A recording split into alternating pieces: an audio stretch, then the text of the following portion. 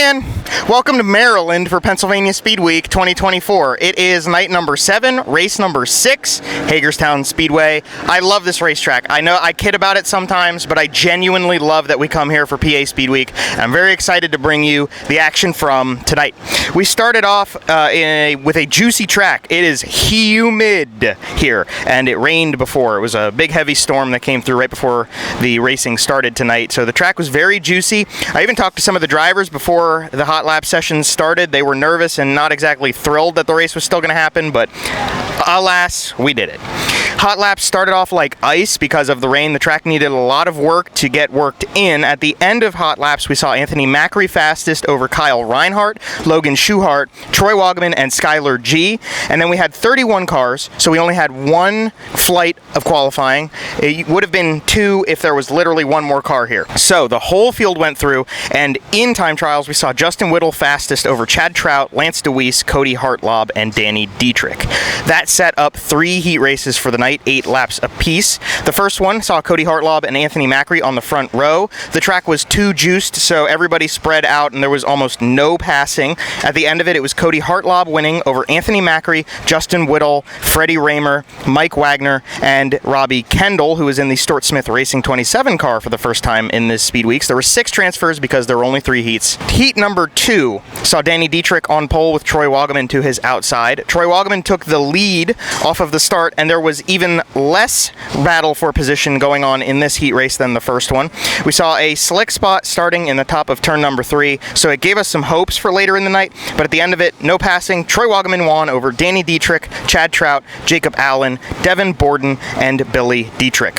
Heat race number 3 had TJ Stutz on the pole with Logan Schuchart to his outside. We saw a botched start from Ryan Smith make things interesting off of the initial start.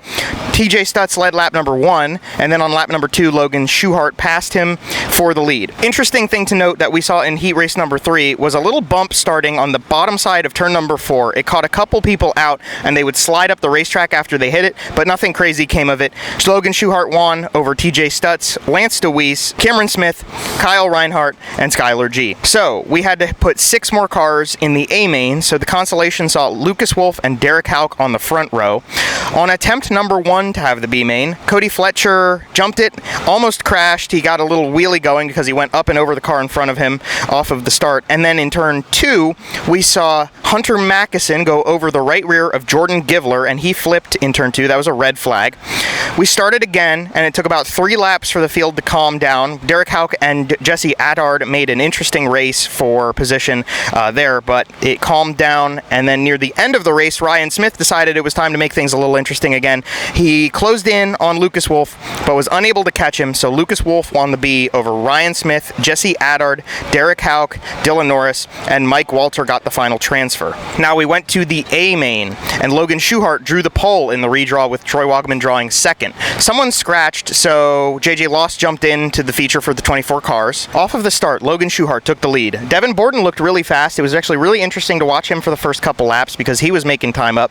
Danny Dietrich also looked really good at this point, but Logan Schuchart looked the best, and he was way ahead of everybody. By laps 6 and 7, he caught the tail end of the field, and there was lap traffic. There was 2 lanes at this point, so the racing was really interesting, and Schuchart was able to get through the lap traffic, although it didn't help Troy Wagaman. So Troy Wagaman got caught up to by Danny Dietrich in this lap traffic, although Danny wasn't able to capitalize. Lap 18 saw Logan Schuchart make slight contact with the lap car of Mike Wagner. It didn't go anywhere with anything crazy, but it was kind of a scary moment, a little Code Brown moment for the Shark team. On lap 19, Anthony Macri got Justin Whittle for 4th, and this is when Macri really started making some noise in this feature tonight. Logan Schuchart, though, was untouchable.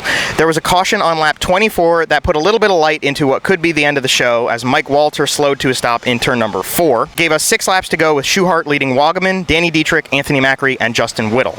Off of the restart, Anthony Macri got shot out of a cannon. He got Danny Dietrich for 3rd place in 1 and 2, and then in 3, he tried Wagaman, slid for 2nd, but got crossed over out of 4.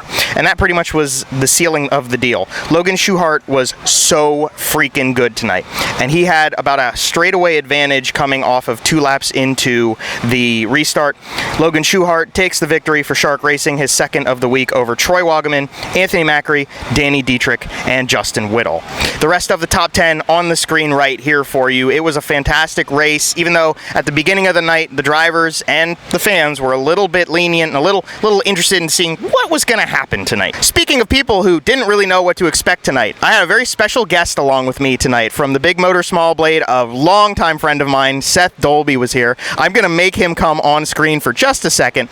Seth, you're not always in front of a camera, but you were here tonight, and this was your first PA Speedweek race, first PA Posse race, and it wasn't even in Pennsylvania. But tell me about how you felt about this experience. You've been to some World of Outlaws races. What did it feel like for you? Yeah.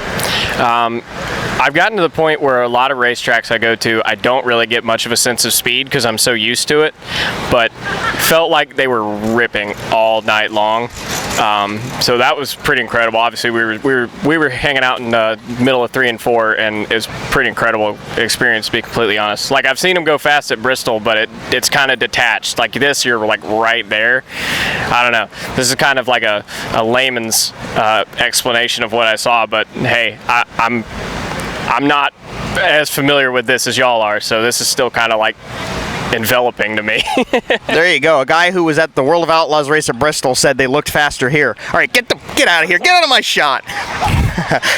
And on the screen now is your points after this race tonight. Danny Dietrich and Anthony Macri gets a little closer, and the saga continues. It's going to be very interesting to see what happens. We go to Williams Grove tomorrow, Port Royal, Sealands Grove. Those are tracks, some of which Anthony Macri really, a lot of people would expect to do better than Danny, but that championship's getting close, and it's fun, and hopefully we see that championship go down to the wire.